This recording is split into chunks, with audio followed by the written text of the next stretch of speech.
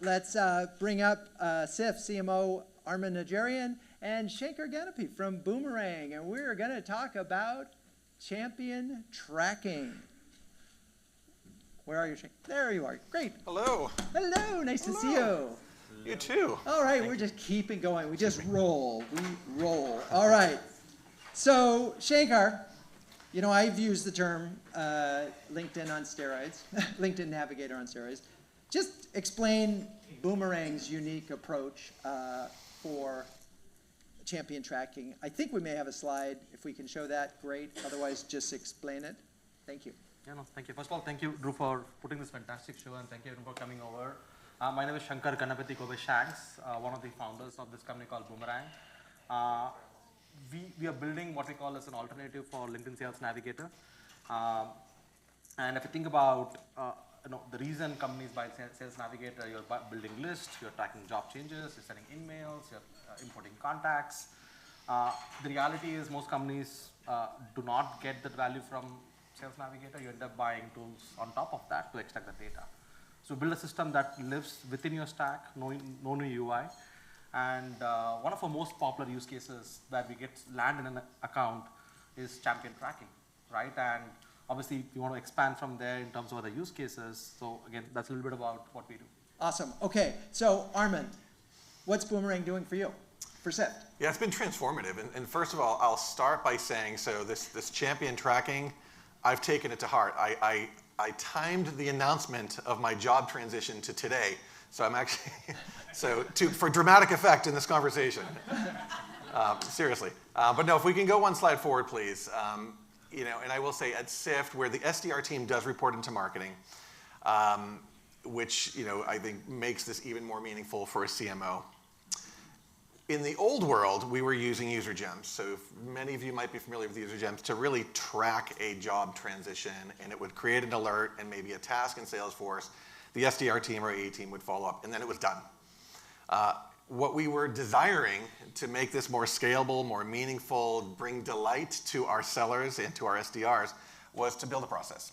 And so the process, it really starts at the top of this chart where we don't even need to think about the list anymore of who those champions might be. So Boomerang is monitoring all the email flows, all the activities that are taking place in Salesforce, and really defining that champion list.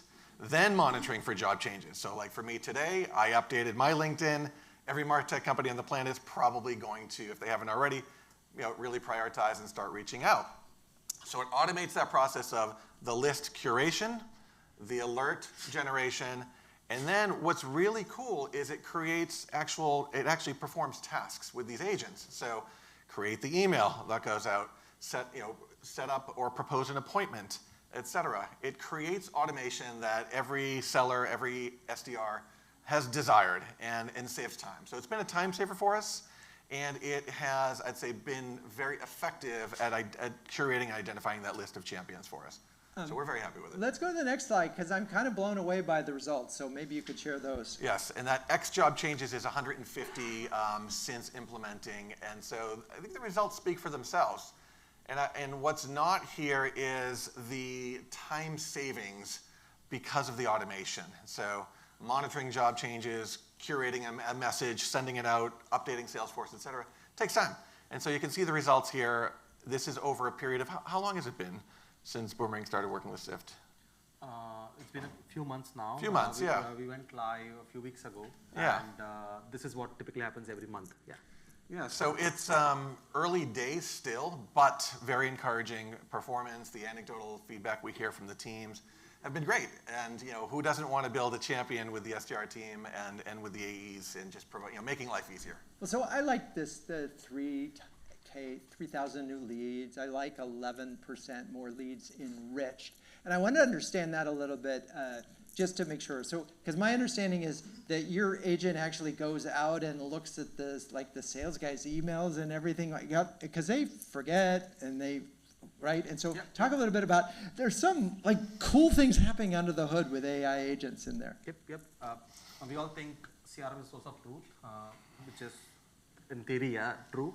But when we monitor reps' calendars, reps' emails, reps' conversations, we found 3,000 people that Sift salespeople actually spoken to in their customers and most important accounts that are not in the CRM.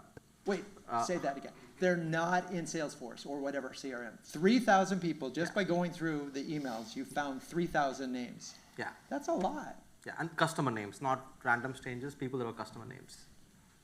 It's surprising, but it's not, right? So Well, not enough makes it into Salesforce, as we know. And why is that? Just to help me, what's the... Just improper hygiene, right? Okay, improper enforcement. And we know that data hygiene is everything in an era of AI. If you have bad data, you're not going to be able to do personalization because you don't have the data to personalize.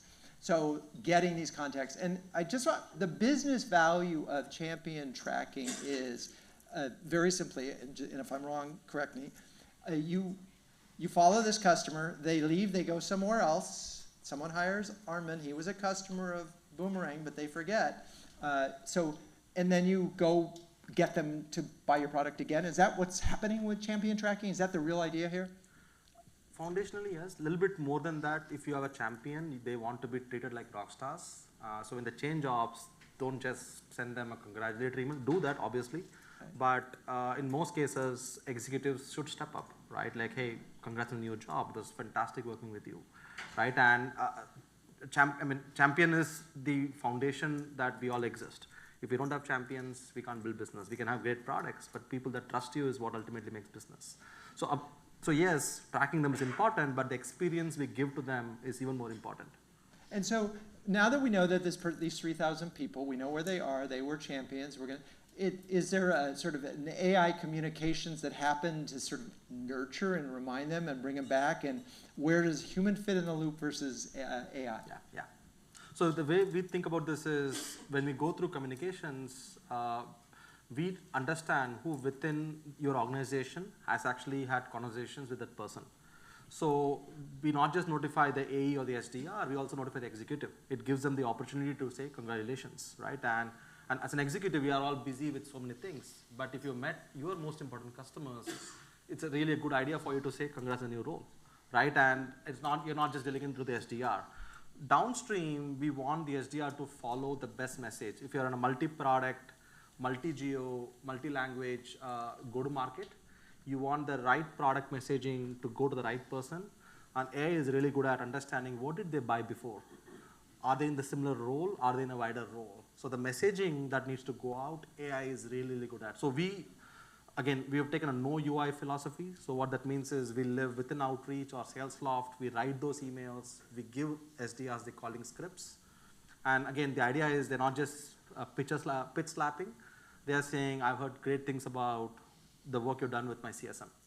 Right, and that's why you want to start the conversation. Be grateful and be kind so I'm just thinking about this because it's 3 months and you've taken a new job as a CMO and you can ramp this thing up pretty quickly. Is the fundamental thing at some point this is an easy route to, easy quote, to net new? Yeah, that's right. This isn't about existing customers. This is about the easiest, fastest route to net new. Is that an epiphany here? Yep, absolutely. Okay. And even existing customers, mapping expansion groups, mapping new hires is equally important because if you are again multi-product upsell, cross-sell category, even tracking new execs joining your customer accounts is equally important because they are future champions. Yeah, a good subset of the 3,000 new leads were in fact existing customers with, again, a new opportunity, a discussion that's taking place, all in email, never really captured in Salesforce. So again, this is one of the unintended benefits is better hygiene, better data coming into Salesforce. And then I want to reinforce there's a timeliness, right, to notifying and reaching out to your champions with the right context. And so when you get that right, it's just more magical and provides, again, a little bit of an easier path for the SDR or AE to then continue the conversation. So we have 45 seconds left, and I just want to make sure. So I don't think CMOs necessarily think about champion tracking. That feels like in the weeds. Why is it important, or what have you learned as a result of including this in your playbook for future opportunities for you? Yeah, so champions generally are going to have a seat at the table or be influencing. Even if it's a cross-sell within the company, engaging that champion is going to be foundational. And so this has been one way, again, in early days, to ensure that we're connecting the dots faster, bringing people into the loop faster. And so that has been one benefit that we've seen. Awesome. All right, well, Shankar Ganapathy and Armen Najarian, thank you guys Thank you. both so much. Thank you. Amazing.